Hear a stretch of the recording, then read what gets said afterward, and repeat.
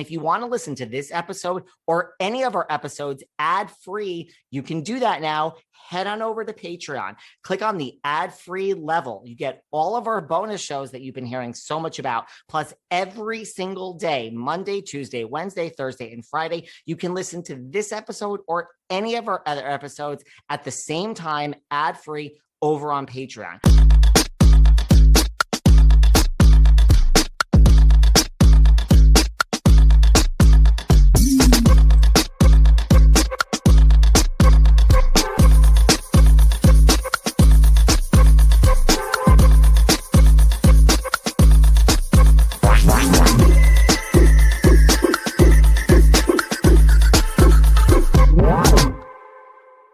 I'm sure you guys have seen the headlines. Josh Flagg and Bobby Boyd broke up. Josh apparently has a new boyfriend. Josh just purchased a new $9 million house that he's had his eyes on since he was young. Apparently Bobby's name is on the deed. Here's an interview with Bobby that we had not that long ago, a few months, less than a year. You know, of course we talk about Josh. I mean, he makes some reference to the fact that they slept in separate beds, but there's more to it than that. I just always find it interesting to go back to these interviews when like a major breakup happens or a life change happens, and really, were there signs? Like, could we read between the lines in this interview? It's really not that long ago for two people that we thought would be together forever. So today we share this interview with Bobby Boyd. Do you guys see clues and foreshadowing of what was to happen? So curious. Let me know and enjoy. Hey everyone, this is David. Welcome back behind the velvet robe. Let's just get right into it today because we are joined by the one, the only, Mr. Bobby Boyd. Woo! I'll clap for myself. And Trouble. He's doing a guest appearance. Trouble's in the corner. I mean, I love Trouble. Listen, your Instagram would not be what it is without Trouble. He's famous. He has his own Instagram, Trouble the Pooch. How many followers does Trouble have? I saw it the other day, but I forgot. It's a lot. I think the sad thing is I think he has more than some of my friends. I mean, that doesn't shock me, Bobby. I think he has, let's see. Oh, Trouble, you got to step up your game. He has 2,400 followers. That's not so bad considering. Yeah, considering he likes to nap for 23 hours a day. Trouble has the life, right? Yeah, he has the life. Everyone wants to pet him and massage him and feed him. And I'm like, God, I mean, I got to make my own meals around here. It's crazy. What are you up to today? It's earlier where you are in LA. Yes. I'm an early bird, though, so I get up at 6 every day, regardless of what the schedule is. So I've been up for 4 hours, and we had a late night.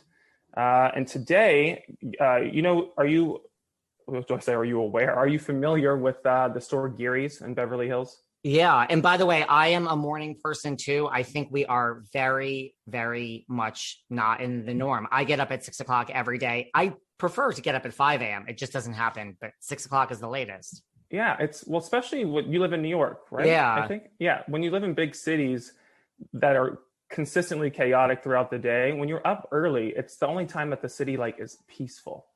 So for me, I like to watch the news, the smell of coffee, and then you go through all your emails or whatever you have to do. So you're ahead of the game. When people are just waking up and you're like, please, I'm already ready. I'm ready for you. I get it. Same with here. And what did you do last night that you had a late night? So last night we were just filming some more, and then the crew stayed, and then you start making tequila drinks, and then the Housewives of Beverly Hills. So I had my friends come over for that because we love them.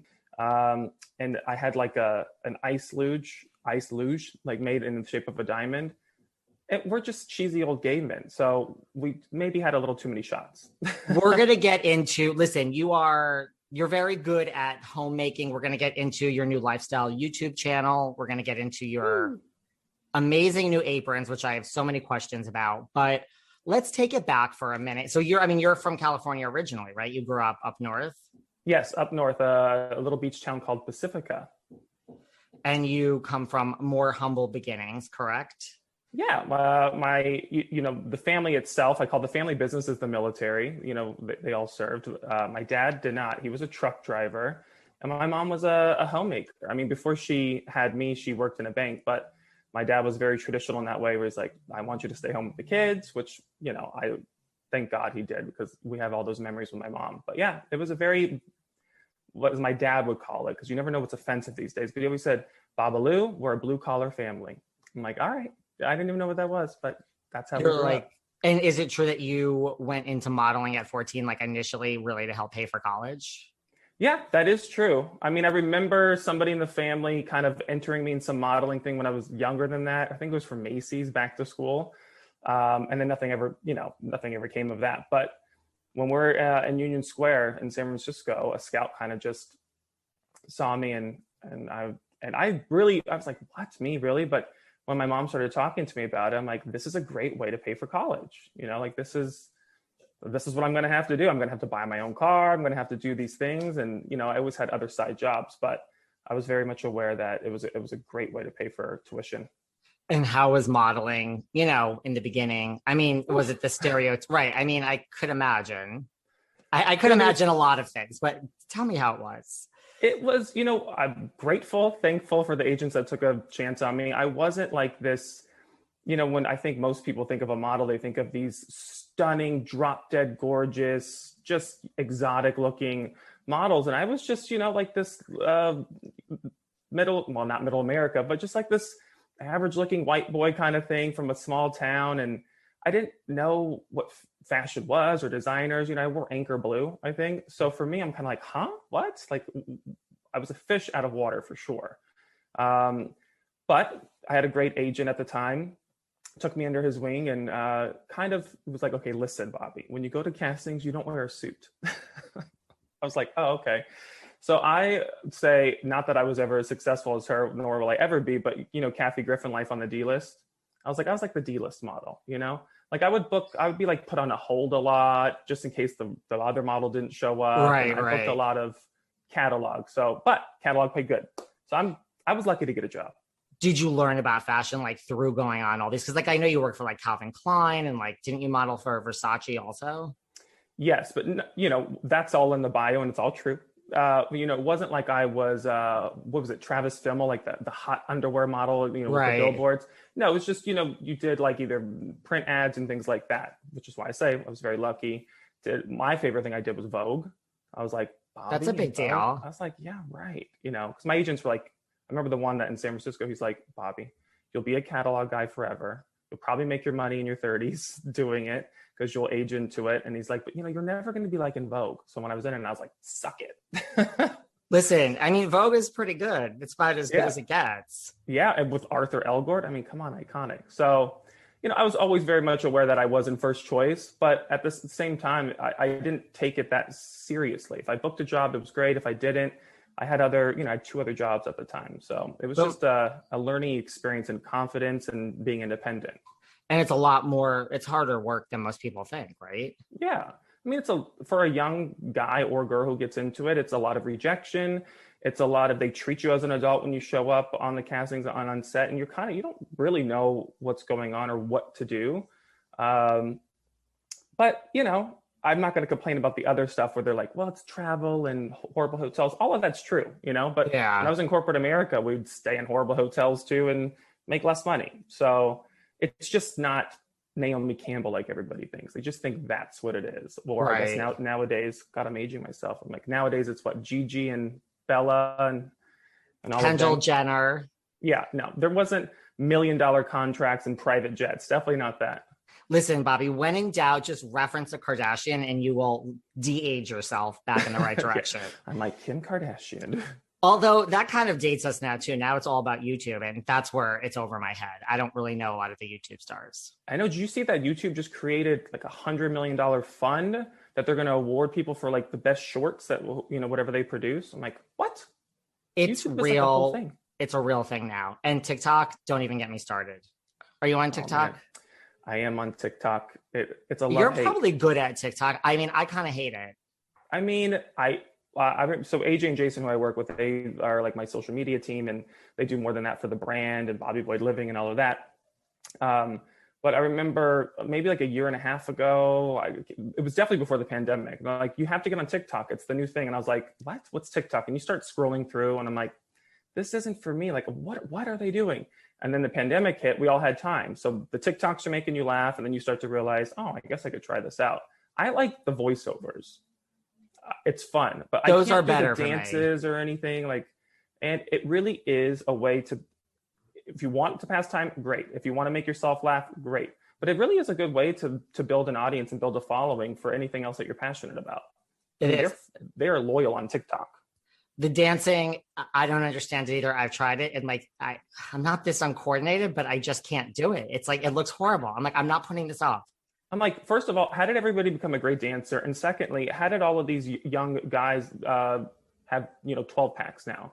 When I was 19, 20, I did not look like these guys on TikTok. I'm like, what's happening? Is there like a secret camp that they're making them? I don't understand. That's what it is. You're just like, if you're hot, you just put yourself on TikTok and it's going to do something.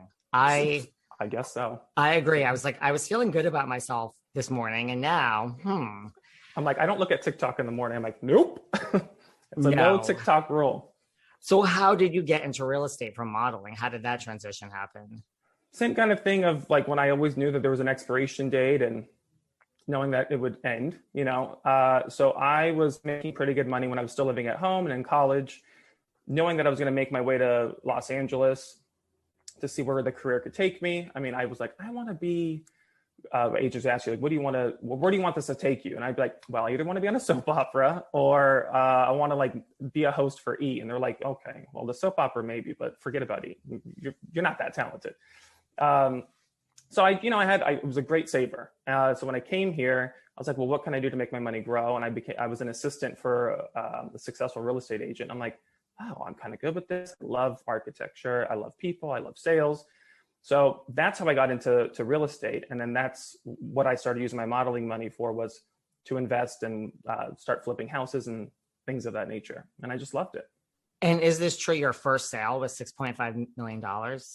It was almost like concurrently with a $400,000 condo in Santa Monica. And the $6.5 million sale literally happened. I was at a dinner party with my boyfriend at the time. And this older gentleman, he was a scientist, I think at the time, or not at the time, he was a scientist. And I was totally out of my element. And we were just talking. I happened to know the area in the street that his house was for sale. I happened to know the agent he was talking about. So I was saying nice things about the agent, and then I was like, well, I don't know why it's not selling. It's it's brand new construction. It's a great street. It's on a great block. Has he done this? Has he done that? I was like real estate 101, and he was like, no, he hasn't done any of that. And he literally was like, come to the house tomorrow. I did. I brought my boss with me at the time because I was still an assistant at the time, and we got the deal. I mean, we got the listing, and I was like blown away. I'm like, what? Bobby? I was 21. I'm like, Bobby from Pacifica is selling this house? Me and my boss. Did you sell it like right away, or was it a long, drawn out process? My memory, because this is forever ago, I think, we sold it within, we were in contract within like a month. I remember that. I remember it was a group of investors buying it. And we didn't know if they would close, because I remember talking to my best friend, Gabriella, who's still my best friend. And I call her Baby Cakes. I'm like, Baby Cakes, they removed all their contingencies, but they're having problems with funding. I was like, I'm counting on this commission. I mean, that was at the time going to be more money than I'd ever seen in a commission. Yeah. So I was like, I'm going to do this. I'm going to do that with it. And she's like, don't worry about it. Don't worry about it. They'll fund. And they did. They ended up funding. So it was good. But I was like on pins and needles the whole time. Like, please, there's all these things I want to do. I want to pay off college and all of that. That worked out though. Cause like some people struggle, like when you start as a broker, it's really hard. Very hard. I mean, especially the competition is so fierce right now. When I got into it, it was still around the times of like stated income. So everybody was buying a house. I mean, bartenders were buying a house, anybody. And I say that because usually bartenders, it's a cash business. So right. they don't really have their taxes in order, so to speak. But everybody was buying it. So it was easier at the time to kind of get a client that sticks with you, that, that buys it. Because I was young, not a lot of people, there was only a handful of people that took a risk on me as their listing agent. And I still always silently thank them. I'm like, oh, thank you. Because I probably wouldn't have done it. I'm like, this 22-year-old, 23-year-old. Yeah, right. You're not selling my house. That's the thing. Like you think why, right? Because why would you not go with someone that's well-known? So that's luck. Yeah. I mean, hard work too. What did you do with your first big check? Did you just pay off loans and stuff, or did you have at least some splurge? I splurged. The first big check, so I had just moved to LA-ish. It was like the summer of. And my parents were moving out of like our childhood house that we like lived in. Yeah. And they were gonna downsize, and they were on a budget. So I got them a really cute, fancy apartment on a golf course, like as a gift. I didn't buy it; it was a rental, but it was just a way to say like, thank you, go enjoy. You know, we signed a 2-year lease. And I'm like, at least go do this before you really downsize. And that was a really fun moment. That's really nice of you. I'm not sure if I've ever bought my parents even something half of that. So that's pretty good. Well, I had amazing parents. So, you know, I was not painfully aware, but I was just very much aware growing up. Why is Josh's phone going off?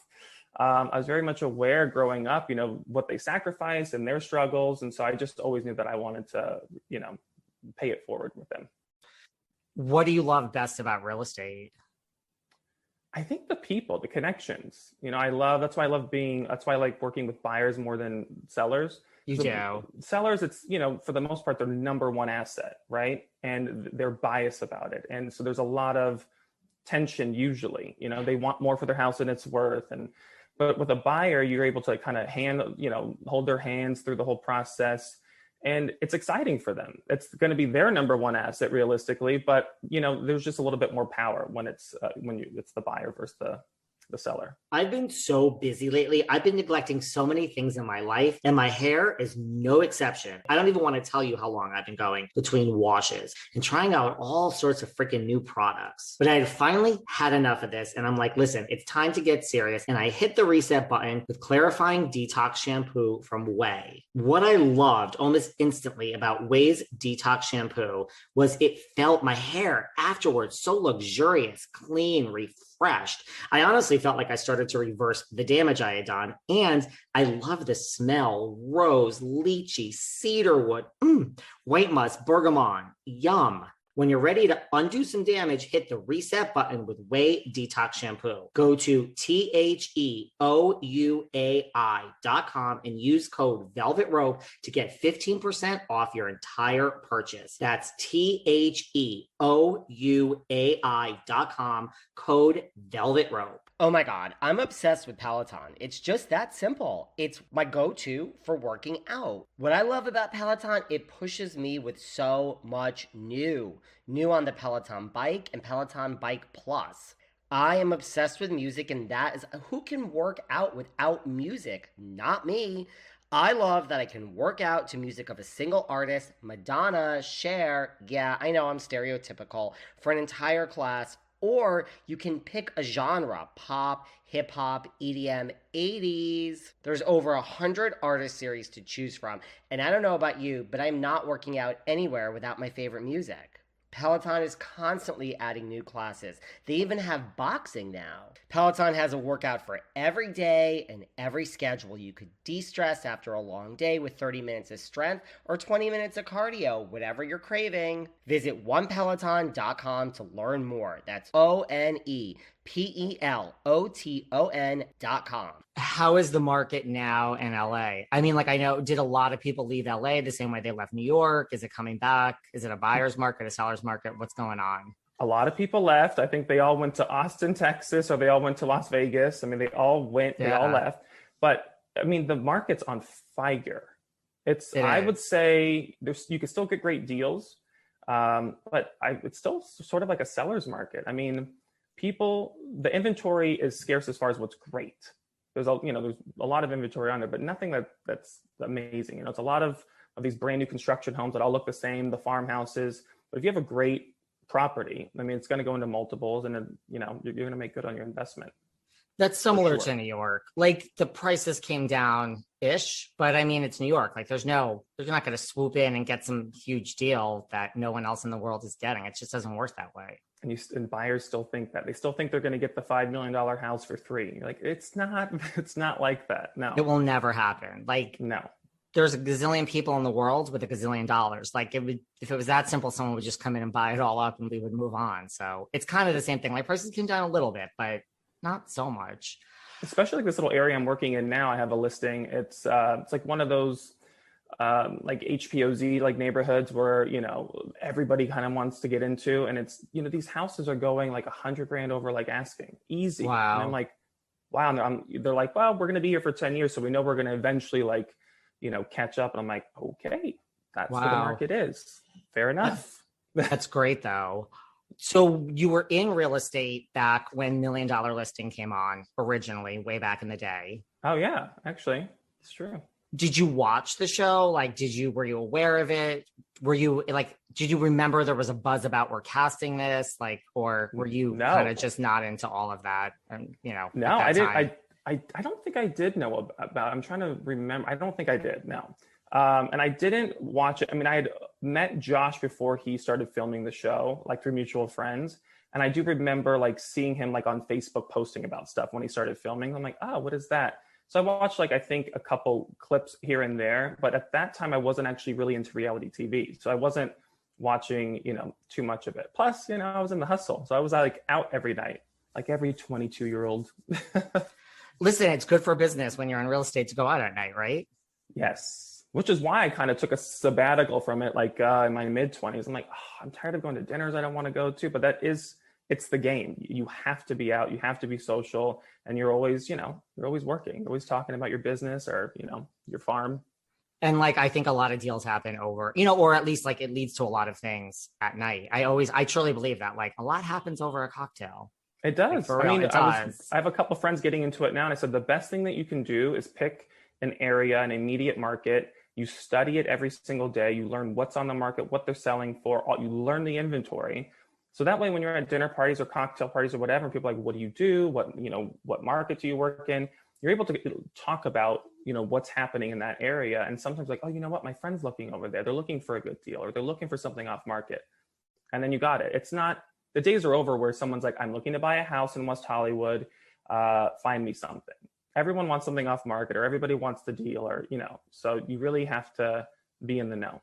And do you find people are like really that specific now? Or because like every time I've bought and sold in New York, my agents were always like, you're the dream. Like, exactly you want to live in just this area. I thought I was being picky. They're like, no, that's better because you've narrowed it down. They were always like, if you were so broad, that's a much harder search. Like, what do you want? Upper East Side, Tribeca, what? Like, how is that all the same? I was like, no, I want to live between this street and this street. These are like 7 buildings I think I want to live in. They're like, this is a dream. Yeah. You are a dream. That is a dream. I just love real estate. So I come like knowing what I'm doing. It's what I know. Like it's the best thing that anybody can do with their money. I believe, in New York, you guys are buying apartments and that's the way it goes. But over here, we say buy dirt. Just buy dirt. It's the best thing you can do. Stock market's great if you study it, but like I will just tell my friends yesterday, I was buying some crypto and I'm like, it's like I'm in Vegas without the cocktail because this is a gamble. Like I'm just going to see where it goes. But with great cities that we live in, that the value will always fluctuate, but it's always going to go up. Totally. Always. Do you have a favorite area of LA or like favorite areas? I mean, I really love Larchmont area and Hancock Park. I love the homes there, especially like the big properties, but because they're just like, it was like the original Beverly Hills here. I mean, just stunning giant lots, like these amazing estates that they built. But Larchmont is a cute little like family area where, the gays are gravitating towards a little bit, and especially the ones that are having kids. And it's just, for me, it looks like something like out of like a Netflix movie, just perfect little streets and farmers markets every weekend and Noah's Bagels. So I really love that area over there. I love that. So you met Josh as friends, or you met him way back when, and then how do you go from that to like having your first date? I know there was a big gap in there. I mean, we saw Josh at $1 Million Listing with someone else originally. So how do you go from that to you ran back into each other? You kept in touch throughout all those years? Yeah, it was kind of like we connected like, when we're both somewhere around 21-ish, and he was already with his ex.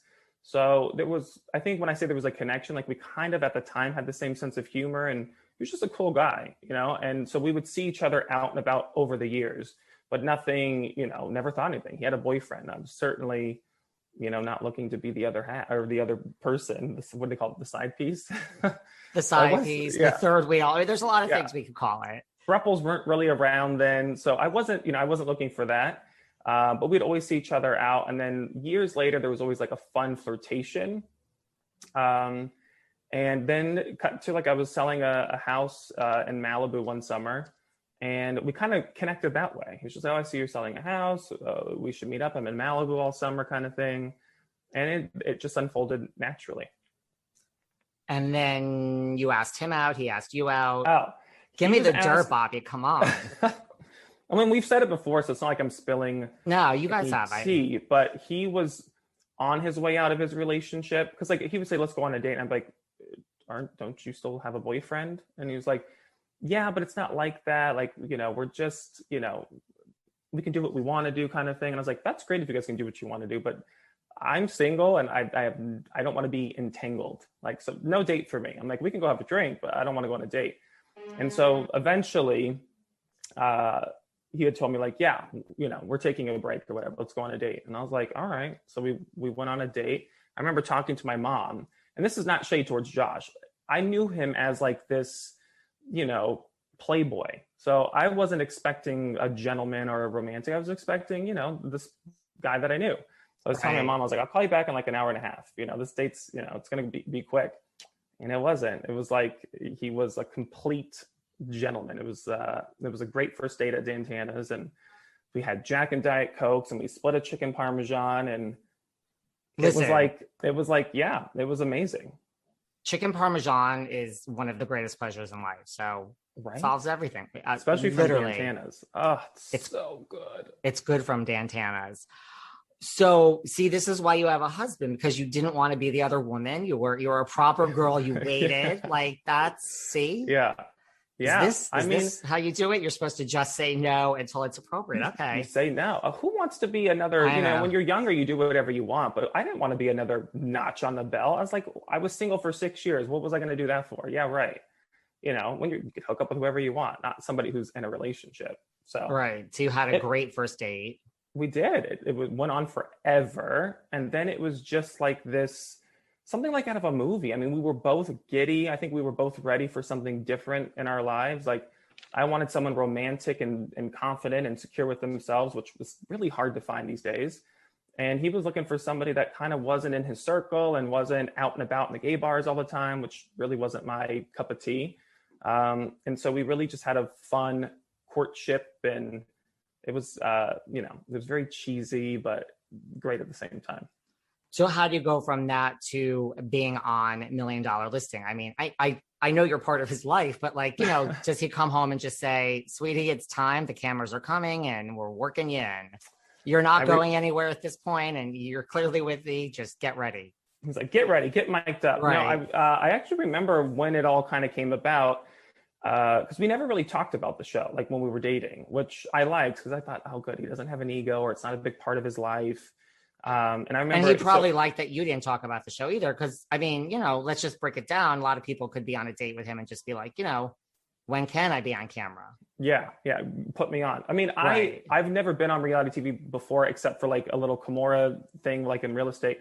But I was very much aware that, reality TV is not the best in terms of, like, I didn't want to be on reality TV because I thought, well, I'm used to them trying to make you look bad or, make you the butt of a joke kind of thing. Like, it's not like maybe like put Bobby on, he's going to be amazing.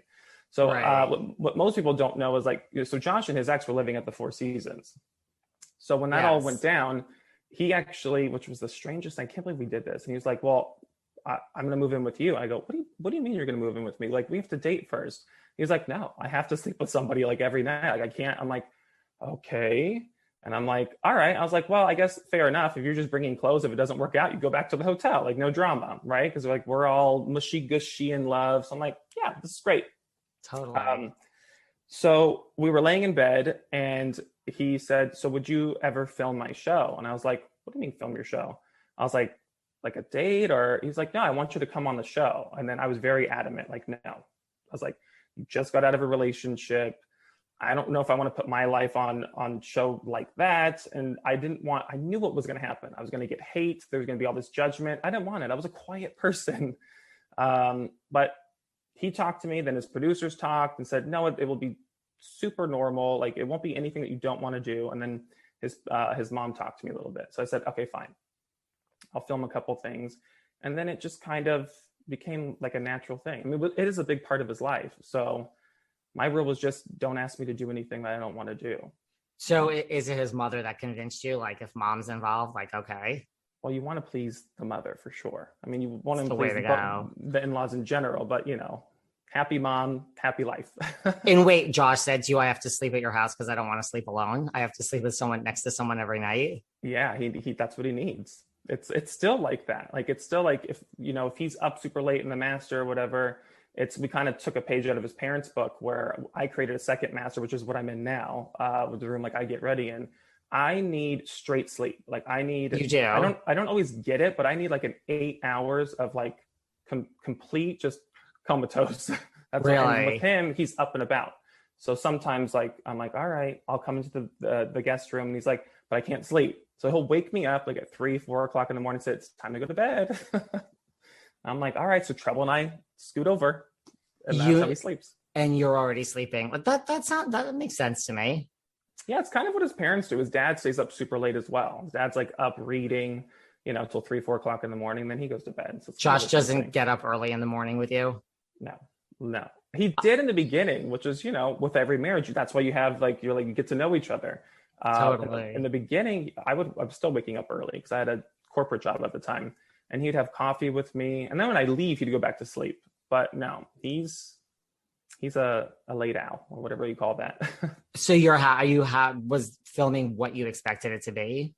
Everyone who knows me knows that I'm obsessed with keeping my teeth white white as possible. Listen, I've tried a lot of other things, and it's not just that they didn't work. I wasn't really sure that the products were so safe. Well, listen, now I've discovered Lumineux. Lumineux products make me feel healthier, safer, and happier about my smile because my teeth are white. But listen, Lumineux isn't just for teeth whitening. Lumineux makes toothpaste, mouthwash, and of course, teeth whitening. They use purposeful and uncompromising ingredients such as sea salt, aloe, and coconut oils to clean and brighten my smile. Everything they make is certified non-toxic. That's what I love. No harsh chemicals or bleaches in any of their products. Also, as far as the teeth whitening, it only takes 30 minutes, which is great. And it brightens your smile with no sensitivity. You don't get those little zingers you're used to with other products. Find Lumineux on Amazon.com and get $7 off today. That's LUMINEUX. Remember, it's spelled with an X, so you can X out the harm. Lumineux, dedicated to illuminating better ideas in oral care. This episode is sponsored by Skillshare. Skillshare is the world's largest online community for creativity. Members around the world turn to Skillshare for discovering inspiration, learning new skills, and putting their talents to work in ways that they care about. When I first turned to Skillshare, I wanted to take a class on entrepreneurship, but man, I got lost in the rabbit hole of Skillshare in a really good way. They have so many classes to choose from, and it's such a nurturing, fostering community of creativity. The best class that I just took was Productivity for Creatives. There are freaking not enough hours in the day, and I am always trying to find better ways to be creative. I didn't think it was possible, but this class really helped me. And they cover so many categories: illustration, graphic design, photography, lifestyle, productivity, my personal favorite, marketing, music, entrepreneurship. Need I go on? Explore your creativity at Skillshare.com/velvet and get a 1 month free trial. That's 1 month free at Skillshare.com/velvet. The process was better than I expected. I thought it was going to be a whole different situation, but it really is reality, I mean, they mic you up, but then they follow you like whatever you're doing. So for the most part, I was like, oh, okay. And when you watch it back, you're like, yep, that really happened. Yep, that, like all these things I'm sure Housewives is very different, but they're like, oh, I was edited in a different way. Yes, you don't see everything, but it was much easier than I thought. So when did you start working at Rodeo Realty? Were you like, we're living together, we're dating? Was that going to be too much, Josh? I mean, like, how did this come about? Well, I don't know how dark we want to take this, but that year, I had to take. We could take it as dark as you would like. I had to take. I had a housewife cry on here yesterday to me. So go on. Oh, no, that's not good. An ex-housewife. From Beverly Hills. She was crying about something else. It wasn't about the show. Damn, she really got deep. I was like, you can cry, it's fine. That year, so it was after we got engaged. I had to take like 3 months off of work because my parents were both sick with cancer and it was getting worse. And so as we're like kind of going through that, and then they had both, you know, eventually passed that year, we were kind of like looking at each other, and I was like, okay. He's like, well, what do you want to do now? And I only went into corporate America to have a secure kind of income for my family. I always wanted to make sure that I had enough to take care of them, and so on and so forth. All along the way, still kind of doing real estate deals with my friend Gabriella. And I was like, you know, I don't really have the pressure anymore. I'm like, you can take care of yourself. I can certainly take care of myself. I was like, I think I'm going to go back into real estate with Gabriella full time. And then that kind of started the conversation. And it was like, well, why would you work with her and not me? I'm like, well, because you're my fiance, and we probably have different styles and, you know, all those kind of things. And he's very convincing when he wants something. I mean, I would imagine that doesn't shock me. Yeah. And, you know, a lot of the things that I thought would happen did happen. Conflict, people assuming that I only got into real estate because of Josh, not even thinking that I did it before.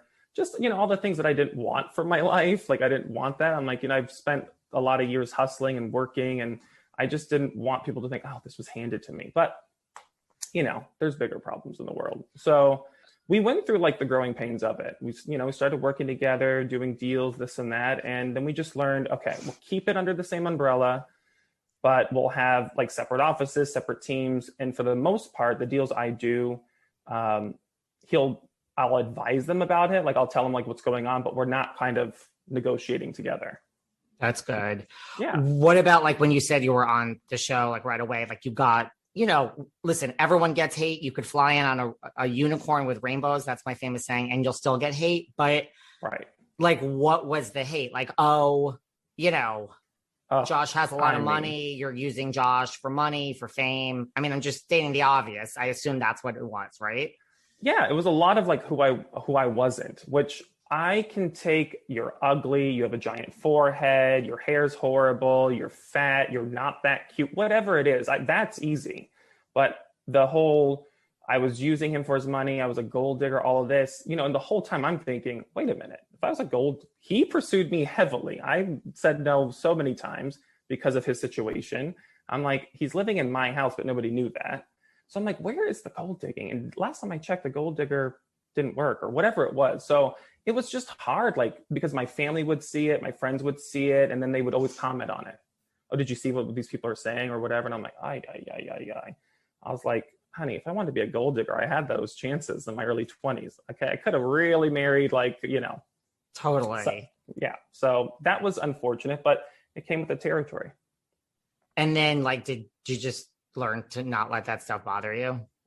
I think eventually people started to do their own research and saw that I had a career before him, that I was successful in my own right before him, and, you know, those kind of things.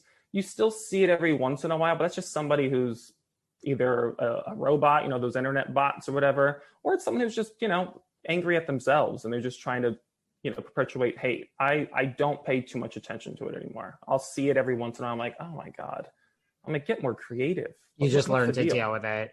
Yeah. So when did you get into reality TV? I mean, besides the fact that you're on it, I mean, now, like last night you were excited for Beverly Hills Housewives. I mean, how did this all come about? God, I started watching Housewives from, I think, Orange County. I was doing a little short stint in New York for a couple of months before I moved to London. And I remember seeing the first billboard for Housewives of Orange County, thinking it was kind of like Desperate Housewives. I'm like, what is this? You know? And I remember watching it when I got back, when I moved back from London. I'm like, oh, this is hilarious. And I think that I only watched Housewives, like as far as reality TV at the time, besides maybe, I think it was off the air then, like Simple Life, I really love, with Paris and Nicole. Like, it's a classic. That kind of made it's a you classic. laugh. Right? I rewatched it during the pandemic. I'm like, this was good TV. This was that great. And like Laguna Beach and The Hills are the absolute best reality shows ever.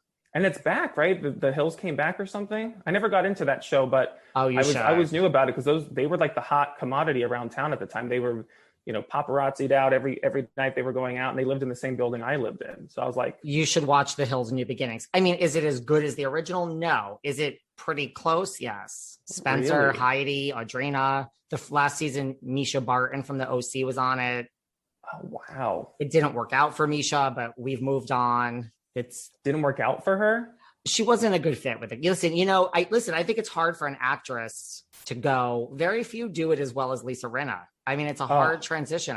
Right? That's I the stand classic. for Lisa Rinna. She brings it every time. Love Kathy. She looks amazing. She was a great addition. Love it.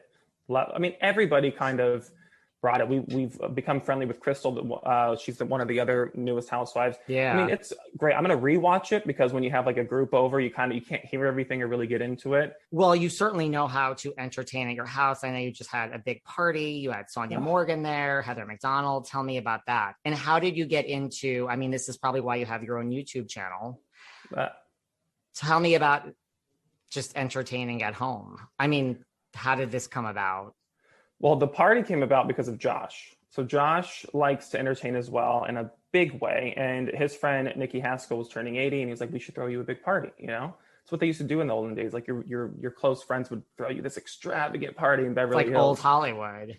Yeah, I'm like, I'll buy my friends a cake and get them a DJ or something. But seriously.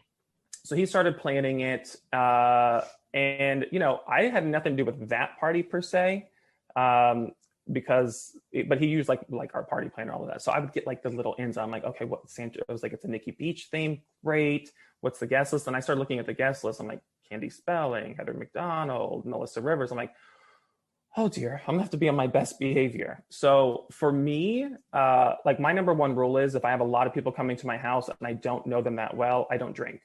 So really? I think that's part of being a good host and an entertainer is, the first thing is you need to be on your A game because they're coming to your home. You want to make sure that they're comfortable. They have a drink. You want to make sure that you take their coat if they have it. We have people there helping us, but you're the host. So you want to make sure that you're one of the first faces they see so they feel comfortable. And it was like a stunning, exquisite party. I mean, he did a good job. You take hosting there. I don't know if I could do the no drink. Like, can't you just have like a sip of a little rosé throughout the night? And that's not my drink of choice. My drink of choice is a nice martini. But like, if you're trying to keep it light, right? Yes. Like a nice martini. You can. I like over caffeinate on those things. So it's like my thing. It's like usually when anybody's hosting a party, whether it's for 5 people or 50, you're excited, you're a little nervous. And so when you're getting ready, you're drinking a little champagne or you're drinking wine, whatever it is. By the time the party starts, then you have your welcome cocktail. And then before you know it, you're a little buzzed and the party's just starting. And I don't like that feeling. I want my guests to see that I'm with it. And then, as the night goes on, you can have your fun. Is that how most of your parties go? You're kind of I'll greet you, I'll be sober, and Josh just does what he wants. He's like an expert at that. He can do anything. I mean, he's not exhausted when he wakes up in the morning after partying all night. He can drink 8 glasses of wine and still go out there and be social. Once I start getting a little buzz on, I'm kind of like chill. I'm like in a chill mode. And so then I'm maybe not as like attentive as I should be. But, I had a Cinco de Mayo party and did the same thing, made sure everything was great, greeted everybody. And then, started doing shots of tequila and jumped in the pool naked. It was great. Well, you guys do have a lot of parties. I know you're great at like home decor, Christmas at your house. I mean, you do great, right? Like, yes. Is that how your lifestyle channel came about? I mean, tell me about that. So the channel came about mainly in part like to AJ and Jason who work at Limitless because, we all had time during lockdown. And I've always been someone since I got my first house, and my friends, I was the one that always spent the most money on the house. Like instead of traveling or whatever it was, saving, I had no business living in some of the houses I did like when I was younger, but I always wanted to create a sense of home and stability and all of that. So I always hosted the Thanksgiving parties. I always hosted the Christmas parties. And so when we had time to kind of shut down and I had time to create recipes again and cook, everybody was filming it, right? How many banana bread recipes did we see? And then it just changed like my engagement on social media and like all of the interest. I was like, there's people really interested in this? Like, this is what they like to see. And they said, yeah. And it was because of their encouragement, Jason and AJ, that I was able to have the confidence to be like, okay, I didn't think anybody would want to watch this. So we started filming more content. And it's just been fun to connect with a different group of people that I probably wouldn't, really be engaging with. I write back on comments, direct messages I write back. They show me the recipes that they're recreating. it's created like a fun little family for me, and a good outlet. Like I love cooking. It's how I show love. You do. And that's how the channel came about. You just love being in the kitchen. I mean, I couldn't be in the kitchen for a minute. I would go crazy. Like you just love. Is it because you're anxious? Is it because you don't think you're going to burn everything? Or just food doesn't interest you?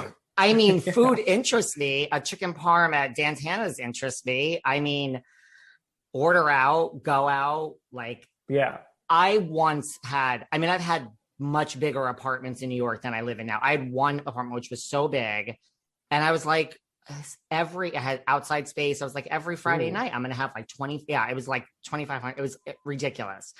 And then eventually, after living there for a year, I was like, yeah, like, who do I think I am? Like, I had visions when I bought this apartment of having everyone over every Friday night. And I'm like, let's just go out. Like, let's just, why? I don't want you coming here. So I realized I'm just not a home entertainer. I'm a great guest. And I'd rather just go out. Like, let's go out. You would rather bring the nice bottle of wine and the candle for the host. That's what you'd rather do. And there's nothing wrong with that. Yes. Yeah, it is a lot of pressure. I mean, my preference is not like if I host a dinner party or anything like that that's above 5 people, I usually bring like a chef in if I can, or I'll cater or I'll order Postmates. You know, it depends on like how formal it is, because I want to enjoy it myself. I like being in the kitchen when I'm cooking for like Josh and I, or just a couple close friends, because for me, it's therapeutic. And I don't always use recipes. Like I don't use like measurements. I just cook with my feelings. So sometimes you're like, oh, this was too much of this, or, you know, it needs more flavor. And, you know, then you're not like embarrassed when you have 12 people waiting for your dinner to be served. What's your favorite thing to cook? And I also read that you say that your French burger is better than In-N-Out. That's like a very strong claim. Well, For those of us that live on the East Coast that don't have In-N-Out burger on a daily basis or weekly or monthly, it's hard. In-N-Out is iconic. It's iconic. It has its specific flavors and textures. But the French burger, if I could have like a food truck that just served the French burgers, you know, with like the Diet Coke and the shake, or a regular Coke, people are like Diet Coke. Diet Coke. I think they would sell out. It's my dad, I said created it. I mean, it's a cheeseburger, but he would make them frequently, like almost like every Friday night when he got home from work, and he called them French burgers just because he put them on a French roll, right? But there's something about using like that high fat content ground beef, Velveeta cheese, which half the people listen to go, well, it's how it all comes together, right? So the high fat content ground beef, the Velveeta cheese, the French roll, and then you take the French roll and you grill it like in like the grease of the burger. And really, that's all my dad would do. Right. And then you do the secret sauce on it or whatever. And then the French roll's all greasy and hot and crispy. And it all goes together. It is. I'm not going to say that, but it's a party in your mouth. You can say whatever you want. It is so good. It's just every single bite is delicious. What's Josh's favorite thing that you cook? He always says it's, I think it's ossobuco that he likes, but I've only cooked like 3 times. That's not easy to make. I mean, I'm not even a cook, and I know that that's like a whole production. He loves like this almond poppy seed bundt cake that I make. Like every time I make it, it's like my secret thing to bring to someone's house. I've like perfected it in a way where it's never dry. It always tastes good. And every time I make it, it goes, thanks. Great. Now I'm going to have a piece every day. So he likes that. And I mean, he loves my dad's French burger too. So simple. See, high end, low end. Yeah. Hello. Hamburgers and Hermes.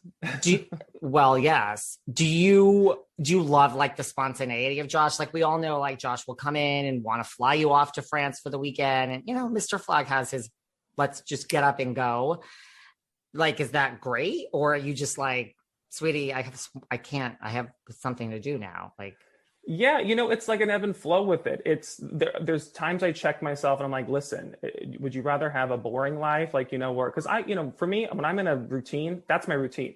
Like when I was 9 to 5 and all of that, I just had a normal life. I traveled only a few times a year and whatever. So with Josh, it can get exhausting.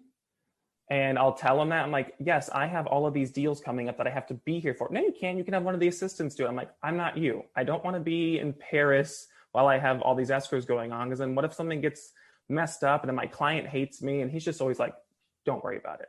Don't worry about it. So It's fun because it keeps you young, but sometimes it can create a little friction because he's like, just be more spontaneous. And I'm like, you just stay home more. So, you know. Does he like to go out at night more than you? Yes. He would be out he kind of is now that everything's opening back up, but he would be at dinner every single night, 7 days a week. I just can't do that. I'm not meant for that life. You like being home.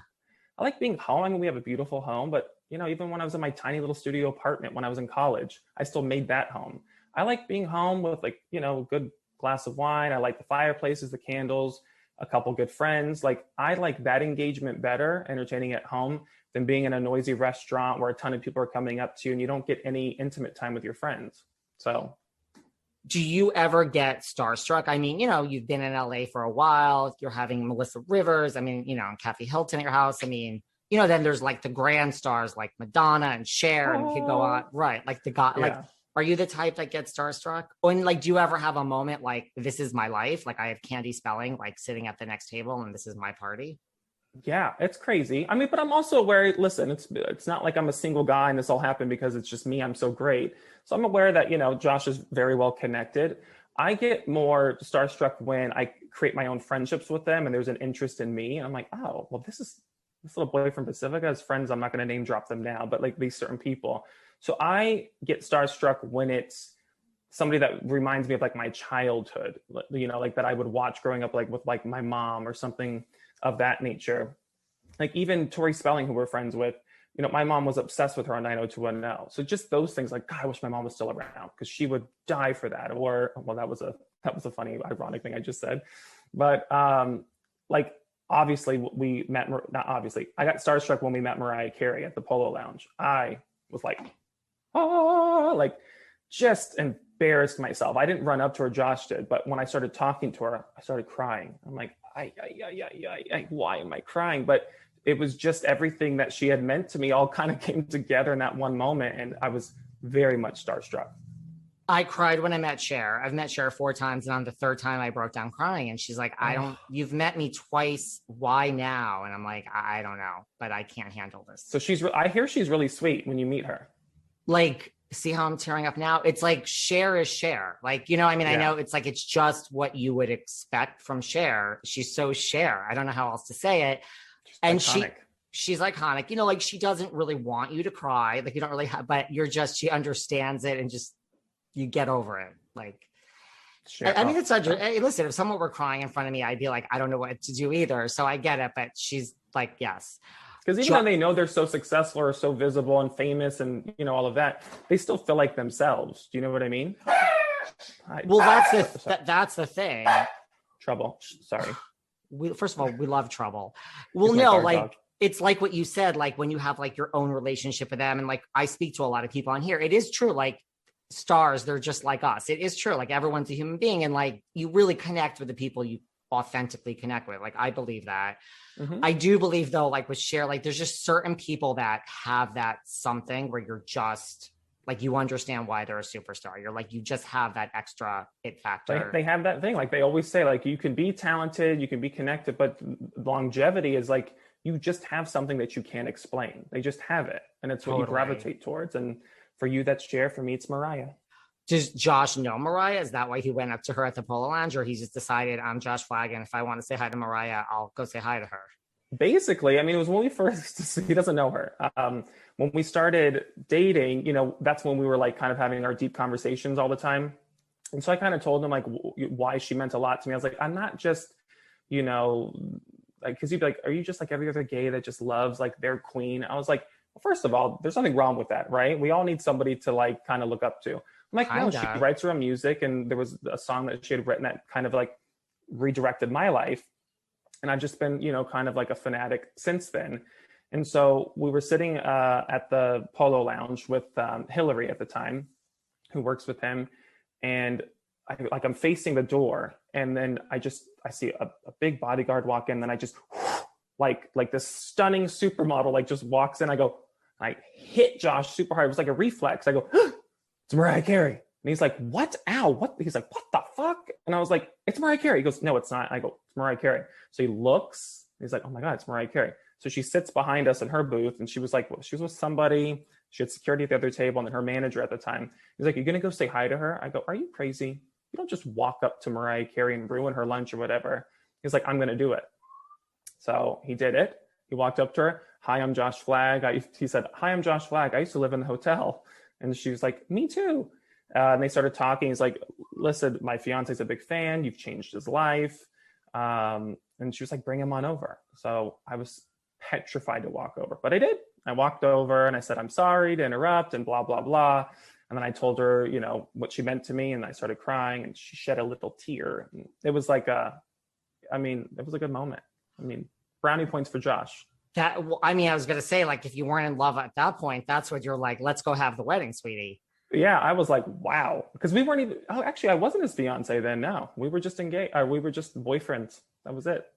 Crazy. Do you ever hear from someone who like slips into your DMs, or you meet them where you're just like, they're a huge fan of $1 Million Listing, and you're like, you know, like a Mariah or someone like that, where you're like, you know who I am? Like, you watch this show?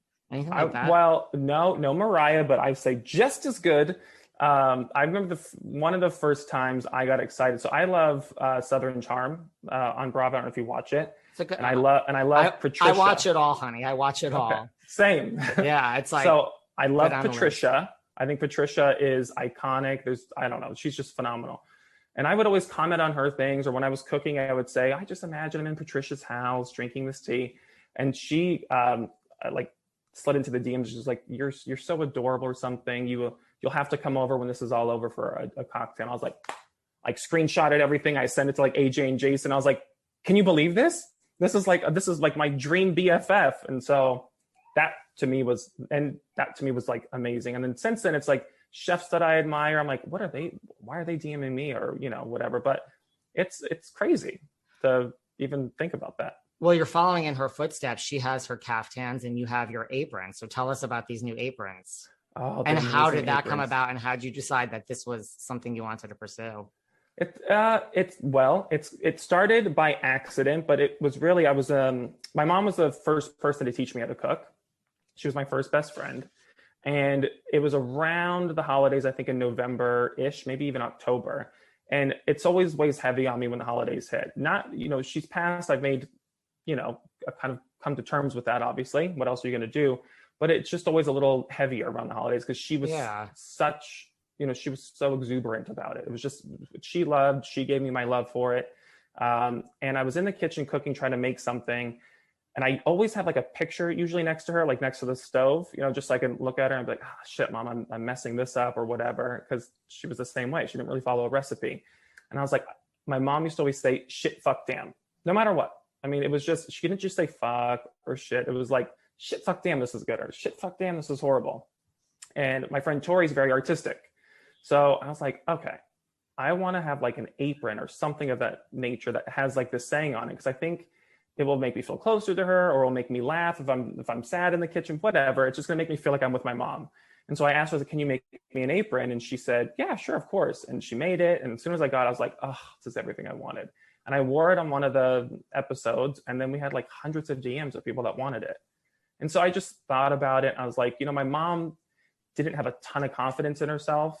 And I just thought, how crazy would it be to create something from like her saying that she used to always say, and her friends would make fun of her for it.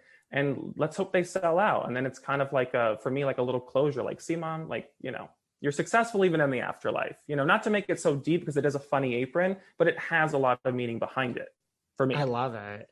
Well, maybe you'll go into another saying next, and this will become a whole Bobby Boyd line of aprons. I would like to make some funny things for the kitchen, you know, because a lot of people want the chic kitchen, which I love, and I like that too. But why not have some stuff that make you laugh? Why not? Did you and Josh have to, you know, we know that he loves old Hollywood glamour. I know it's probably, we saw it not easy to get him to move out of a hotel. No. Was it like, did you guys go through a whole, you know, like, I like modern, you don't like modern. Like, how'd you decide on your home decor?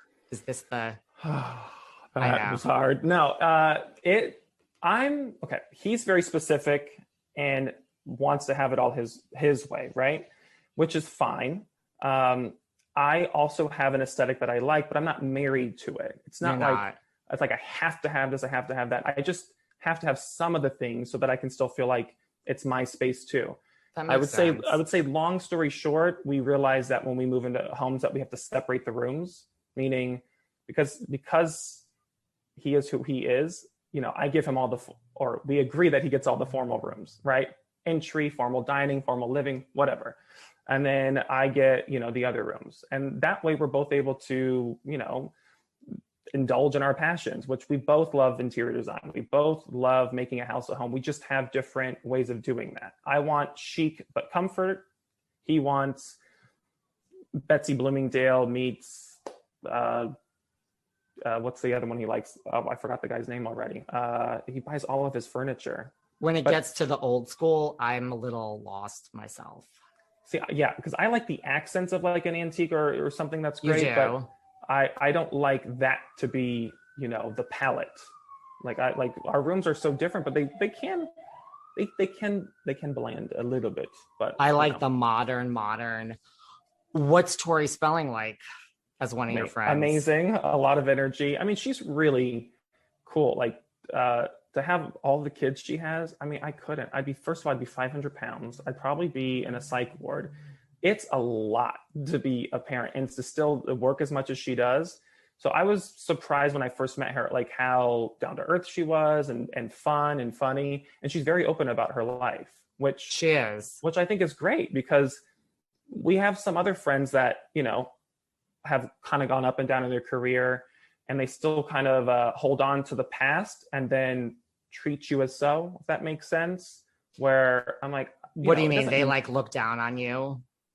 Well, or it's a little bit of that, but then a little bit of, I can't share that with you because of such and such. And I'm like, for me, I don't care if you work at Starbucks, if you're unemployed, or if you're a #1 selling female recording artist. If you're in my home or I'm in your home and we're having a conversation, if it's not authentic, then it does nothing for me. I don't need to have a friend just to have a friend, Right. So I was surprised that she was just so down to earth and you didn't feel like you couldn't ask her anything. Because I wouldn't feel that way with, one of my other best friends. I wouldn't feel like I couldn't, hey, how was your day? Oh, you had a shitty day? What happened? So Tori's I really open. like that about her. What about Sonja Morgan, who was just out visiting you guys? Longest house guest we've ever had, but she is also very different when she's off camera. Sweet, big heart. She's like a mom first. And I know that sounds like so cheesy or corny. I swear I'm not, trying to build it up, but I've only known her when we go out in New York, and it's a fun time when we all get drunk and you guys like going to the townhouse. Yeah, shenanigans. It's crazy. There's nothing wrong with a little townhouse. Listen, I know Josh loves it there. Josh loves it there.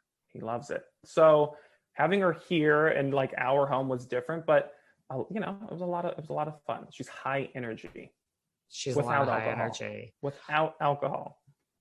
Crazy. Yes. If you were going to sell this lovely house of yours and Josh had no say and you cannot use Josh, would you hire Mr. Altman, the Brits, David or James, or Tracy, Tutor, or Fredrik? Oh, God. See, it's like Sophie's Choice. I would say, can you guys do a 5-way list? Because, there's co-lists. I'm like, can you guys all just share it? I would say that it's really hard. I mean, I don't know. You know what? I'm going to go with my boyfriend. I call him my straight boyfriend. I would have just James listed. I like James. He's my boyfriend. James is a good one to have as a boyfriend. He is. He's a gentleman. He's a lot of fun. We used to, before the pandemic, go on like family vacations together over the summer. And so that's like when this is not a joke, it's hilarious. We check into hotels and, whoever was greeting us they would give Valeria and I a key and say, welcome. And they'd give Josh and James a key. They thought they were a couple. And it's happened more than once. Really? Yeah. And I'm like, listen, I'll take Valeria as my wife any day. My dad would be really proud. He'd say, right? You did it. That is hilarious. Right? I could see that. It's maybe because like James is like more Josh's height. Maybe. They both dress well on vacation and James probably loves that. Oh yeah. I mean, traveling with him is amazing because he's like a kid at heart. And so everything excites him, everything's amazing. And it's just the energy is great. It helps that he doesn't drink. So he's never hungover like all of us, but it's so much fun. What about, are these open houses that we see on the show? I mean, Do you have a different style? Like, are these open houses necessary? All these over the top open houses? They're very fun to watch. Yeah, no, they're not necessary because the house will sell regardless. What's great about it is, if you're breaking the fourth wall, of course, when you're filming a show, you're not gonna film something boring. Everybody wants to watch something entertaining. And in real life, there are big events that do happen at these open houses, or to spread the word about a new listing and things like that. And to get creative with it, it's all marketing dollars, and it all works. So I say it is necessary because we all want to see something. We all want eye candy. And it really does give, that property a name. It gives it like a presence in the community. So do you ever get, because I mean, to me, that's why I love watching any real estate show, like $1 Million Listing. Like, the properties are so, and I understand you have a lot of business. They're not all like that, but like, right. Do you ever get like jaded? You know what I mean? Like, seeing you're in these homes, or are you just like, every time you have a new listing, like, oh my God, this is gorgeous? I love a lot of many different types of houses. So for me, I'm always excited just to see, like, we just went into, I think it was listed for maybe 2.5 million, right? Which is not cheap by any means, but not what we see all the time, like working with Josh. But it was a house that hadn't been touched since the 60s. Everything was from the 60s, a very glamorous family. That I was like, this is phenomenal. Like, looking at the wallpaper and the way it was set up still the same way, just how formal they used to entertain. So for me, that's really cool. Or if you go into like a really like a sexy, chic, modern, house, like with a view, that never gets old, ever.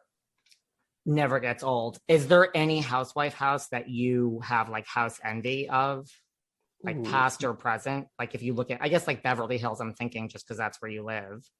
Both of them. I love Kyle and Mauricio's homes. Both, the one that they had like originally on the show that I think they're renting out now to Sutton. Yeah. But their home in Encino, I think it has a great history. It's a beautiful lot. I mean, it's a gorgeous home. It's the kind of home I would want to live in. It's big, so I don't know if I might be a little scared of that. But for me, it's very homey. Like, that's what I like. I like a house like that. As we final few questions, if they were ever to cast like a gay version of Real Housewives of Beverly Hills, would you like to put yourself forward? Yeah, why not? Listen, I have envy of them when they're filming because it's not that you get paid, but it's like you are forced. I don't know if it's forced, but it's basically like you have a reason to hang out with your friends, or you have a reason to go do a dinner party or go on a trip or whatever. And it looks like they have a ton of fun, right? So sure, why not? Like, why not like have a whole different chapter of your life? And you do get paid. And when you're there for like 10 years, like a Kyle Richards or like a Rinna who's been there, you get paid very well. That's why I'm always like, why do these housewives walk away? That's, to me, it's like free money. If you're just sharing your life, like. Well, Bobby, I don't think most of them walk away on their own volition. You think they get most of them, yes. Okay. Well, that's fair enough. I ask all of them why they left and they give me an answer. And then I'm like, you're the ones I believe. Yeah. Most of them I think are not walking away. Yeah, I'm like, I can't walk away from, I'm like my Aunt Flo. Like, I'm a hustler. Like, I'll say yes to everything. I'm like, yeah, I'll go do that. Yeah. I'm totally the same way. Like, literally, well, you know what it is? I believe like whatever you think is not really going to lead to anything. It's like this small little whatever that leads to huge things. I've seen it on this show where I've had like guests on and I'm like, and then someone's like, do you want like Tori Spelling or like a Janice Dickinson? And I'm like, just from having you on. It's like the little things I think lead to big things. So I feel like you should never say no to anything. Truly believe Absolutely. That. Yeah. I say yes to it all. Unless it's porn. I say no to that. Not you're a good look when you're married. Now. Not a good look when you're married. Maybe when you're 21, you could have, but yeah. Do you watch that other brilliant real estate show? No competition to $1 Million Listings, Selling Sunset. So good. I haven't. I will say I have a straight man crush on the brothers. They're very attractive. They are. I didn't know this, but the listing that I had some work done on it ahead of time. And one of the guys that's on it, I think his name is Roman. Yes. He's very attractive as well. So I hear the show is amazing. I hear like it's like binge worthy and all of that, but I have never seen it. It's Adam DeVella who did The Hills and Laguna Beach. So it feels like that, little less transactional, more other stuff, but there's transactions and there's real estate porn and, So do you love it? Love it. Okay, I listen, watch it then. You would love it. You would love it. There's the brothers and then there's these real estate agents and they're all like a size 0 and -0. Not that I'm supporting that. I'm just saying like, it adds to the like, how is this show cast and are these people really working here? But they're all agents. So it's just kind of funny. They're really closing deals. As we wrap up, do you and Josh want kids? You mentioned Tori's 5 kids. We do. It's an ongoing conversation. I would like to have had them by now. Josh has always been very blunt. He's like, not until at least I'm 40. So we both had the agreement where we'd have that conversation when it came. So, I mean, I have a lot of godchildren, funny enough, and nephews. So for me, I still get that fix. Like I'm going next week to go see them in Texas. One day. What can you tell us about the new season of $1 Million Listing? You're filming now. It's going to be amazing. It's, Fredrik is on this season. Josh, I think people see on Instagram or, have kind of created a little friendship. It's amazing properties and it's going to be very entertaining. I can't wait. Tell us where we can find you, where everyone can find these amazing aprons, where we can watch your YouTube channel. Tell everyone everything. Well, plug everything. All of the platforms are streamlined now. So it's all Bobby Boyd Living. So you see Bobby Boyd Living on YouTube. Same thing with TikTok and Instagram. And then the aprons are being sold shop.bobbyboydliving.com. They're all doing pre-orders right now. We'll probably get them sent out in the next couple of weeks. And, that's it. Do you want to be the next male Martha Stewart? Yes, I was saying yesterday, I was like, I want to be like the next gay Martha Stewart. And they're like, well, she's already gay. I mean, not really gay, but, because she's just so perfect at everything. She's a gay icon. I'm like, yes, sign me up if I can. I mean, I have steep competition out there, but whatever, I'll be the little engine that could. I'll just keep chugging along and see where I can go. I think you can do it. When the season comes back, you need to come on, chat with us again. Absolutely. I would love to come back. Thank you for having me. We'll talk about lots of other things. The aprons are amazing. Everyone needs to check them out. I really appreciate you taking your time. Say hi to Mr. Flagg for me. Thank you for having me. Trouble, say bye. Trouble, you are the star of the show, the star of the Instagram.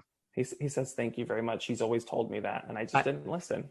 Tell Trouble thank you so much. I will. Definitely keep in touch. Have a good day. Thank you for having me on, and we'll speak when the season airs. Anytime, and I'll DM you when this is coming out. Perfect. Thank you. Thank you. Talk to you later. Bye. Bye. Thanks for listening to yet another episode of Behind the Velvet Rope. Because without you listeners, I would just be a crazy person with voices in my head. And if you like what you hear, subscribe on Apple Podcasts under Behind the Velvet Rope. And when you're done subscribing, feel free to leave a 5-star write-up review because the write-up reviews actually count. We read each and every one of them. We post the best ones, and the reviews really help our shows keep going. And we really appreciate everything you guys say, especially the positive ones. And if you want to find us online, we're at Behind Velvet Rope on Instagram. We are at David Yontef on Instagram. We're Behind the Velvet Rope on Apple Podcasts. Or head on over to Patreon because you know what? There are just some things we can't talk about here. So for our bonus episodes, go to Patreon and type in Behind the Velvet Rope. And if you still aren't sick of me and you want more David, go to Cameo and book me on Cameo. And you can ask me anything there. I'll answer whatever you want. And I have a bargain basement price of $10. Thank you guys. See you soon.